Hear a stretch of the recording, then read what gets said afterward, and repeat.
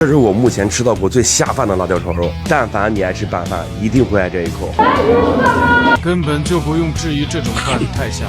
Hello， 朋友们，大家好，这里是小杨。今天咱们就吃一个下饭小炒，超级下饭的那一种，尤其是他们家那个辣椒炒肉，深得我心。他这个点菜很有意思，想吃什么撕什么。辣椒炒肉2拌才能煮，麻婆豆腐，再来个宫保鸡丁，61块5。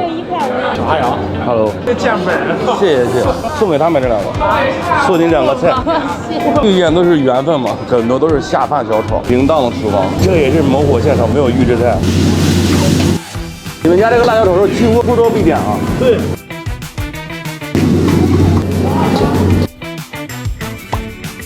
这边是炒菜，那边是砂锅，香辣又有虚。这个为啥叫3木炒呢？这菜不新鲜不炒，预制菜不炒，老板不开心不炒。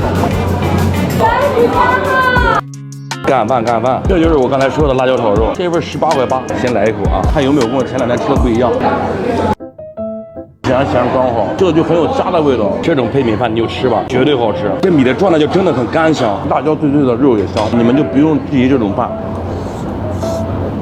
这个饭的含金量太足了，你吃完一口还想吃第2口，停不下来的感觉。我觉得他家就这一个辣椒炒肉就可以称霸武林了。大家这个泡菜也很好吃，这个泡菜甜劲又下饭，酸脆甜，就这一个泡菜跟那个辣椒炒肉，我觉得其他菜都多余了。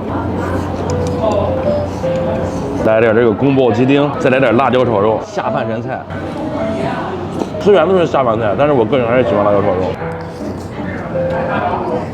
2拌才能煮，12块9。下面是豆芽打底的，这个菜很讲究食材的新鲜，拌米饭里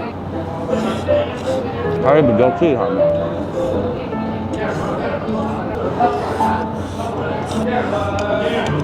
就今天这个辣椒炒肉，配上这个泡菜，就足可以称霸武林了，很下饭，而且性价比也是有的。好了，本期视频到这，马上我们下期见。